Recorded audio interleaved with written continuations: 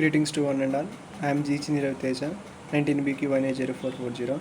I am here to explain about something about the description of the mobile radio transmission medium. The propagation attenuation, let us discuss about this. In general, the propagation path loss increases not only with the frequency but also with the distance. That means that the distance increases, the propagation also increases. If the antenna height at the cell site is 30 to 100 meters and at the mobile unit at about 3 meters above the ground, and distance between the cell site and the mobile is 2 kilometers from the or more, which is a long distance, then the incident angles of both the direct wave or the reflected wave are very small. The incident angle of the direct wave is let it be theta 1, and the incident angle let it be theta 2. Theta 1 is also called as elevation angle, and theta 2 is the theta 2 is the reflected wave angle of the reflected wave. The propagation loss would be 40 dB per decade. And C, as we know, C is directly proportional to R power minus 4, where gamma value equal to R power minus 4 since it is a mobile radio environment. Gamma is a constant, alpha is a constant value. This is the figure which describes about the reflected path and the how the transmitter at the mobile unit received the signal from the antenna. The difference in power reception at two different distances R1 and R2 will be result as C2 by C1 equal to R2 by R1 power minus 4, and the decibel expression is in the 2.32a equation. Delta in decibels is C2 minus C1, as it is in as we take logarithm for to express it in the decibels. The 40 dB per decade is a general rule for the mobile radio environment, and it is very easy to remember. It is also easy to compare the free space rule of 20 dB per decade.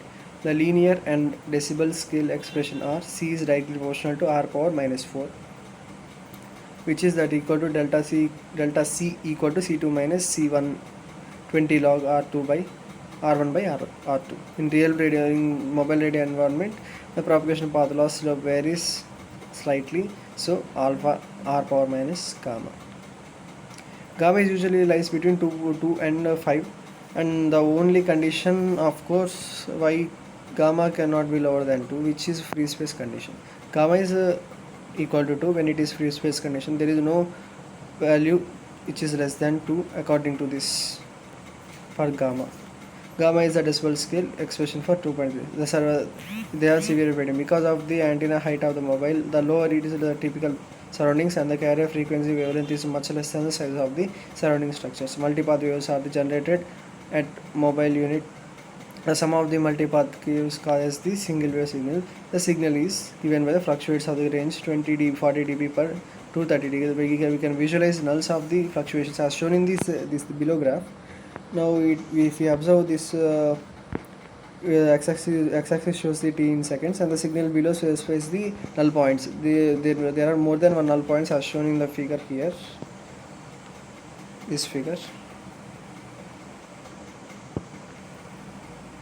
Now coming to explanation of this, we can visualize the nulls of the fluctuations at the baseband about the every half wavelength in space, but null points do not occur at the same point as shown in the figure. If the mobile unit moves fast, the rate of fluctuation is fast. For instance, at 850 MHz, the wavelength is roughly 0.35 meters.